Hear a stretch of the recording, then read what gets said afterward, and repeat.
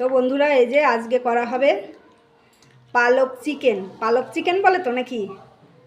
পালক চিকেন। তো দেখুন আমার মেয়ে রান্না করবে। এই যে মাংসটাকে ধুয়ে জল ঝরিয়ে রেখেছিলাম, এখন এই যে টক দই দিয়ে হচ্ছে মাখিয়ে নিচ্ছে।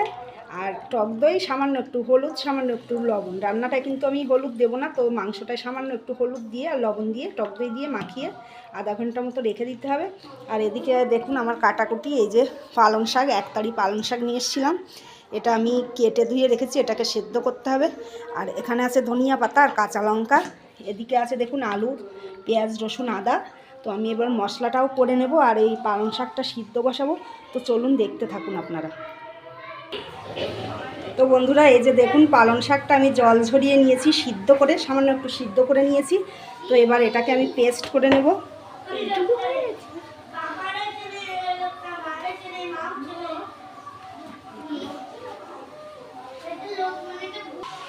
তো বন্ধুরা এই যে পালং শাকটা আর এই যে এখানে ধনিয়া পাতা আর কাঁচা লঙ্কা সব একসঙ্গে পেস্ট করে নেব।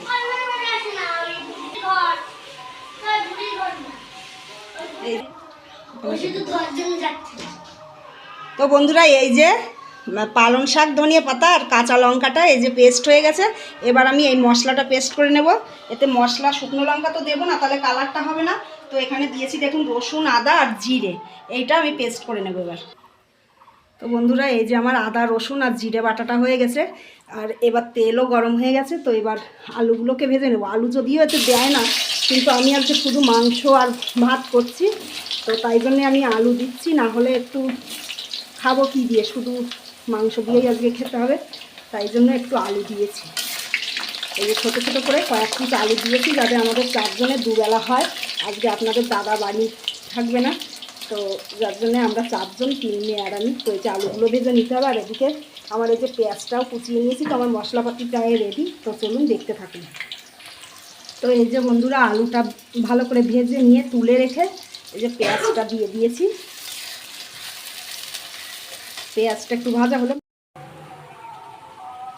তো বন্ধুরা এই যে পেঁয়াজটা মোটামুটি ভাজা হয়ে গেছে, আধা ভাজা।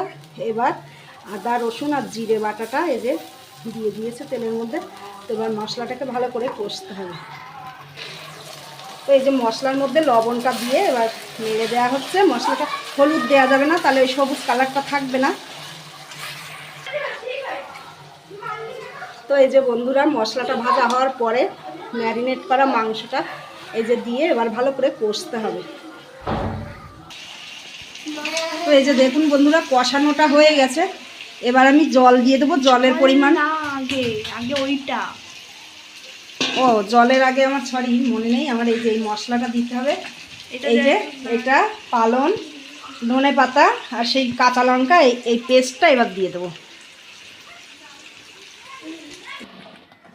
তো বন্ধুরা এই যে দেখুন পালং, ধনে পাতা আর কাঁচা লঙ্কাটা এই যে দিয়ে দেয়া হয়েছে। এবার জল দিতে হবে নাকি আর একটু কষতে হবে এটা? তো এটা আর একটুখানি কষা হবে, সামান্য একটু কষা হবে। এটা কষা যাবে না বেশি। তো এই যে একটু মিশিয়ে দেওয়া হলো। এবার জলটা দিতে হবে। জলের পরিমাণটা কমই দিতে হবে। মাংস তো পোলট্রির মাংস হাফ সিদ্ধ হয়ে গেছে কষতে কষতে। তো এবার জল দিয়ে দিতে হবে। বেশি জল দিলে আবার এই সবুজ সবুজ কালারটা চলে যাবে। তো এই যে জল দেওয়া হয়ে গেছে। এবার এটাকে ঢেকে রাখতে হবে। তো এই যে ঢেকে দিয়েছি। এবার রান্নাটা হোক, তারপরে নামানোর সময় আবার আপনাদের দেখাচ্ছি। তো বন্ধুরা পালক চিকেনটা পুরোপুরি রেডি হয়ে গেছে। এবার এটাতে গরম মশলা দিয়ে একটু নেড়ে চেড়ে নামিয়ে দেব। তো এই যে বন্ধুরা মাংসটা নামানো হয়ে গেছে। তো আপনারা এইভাবে একদিন করে খেয়ে দেখে আমাকে কমেন্টে জানাবেন কেমন হলো। আমি তো এইভাবে করলাম। তো দেখা হবে আবার পরের ভিডিওয়। সবাই ভালো থাকবেন। সবাই আমার পেজটাকে ফলো করে দেবেন আর ইউটিউব চ্যানেলটাকে সাবস্ক্রাইব করে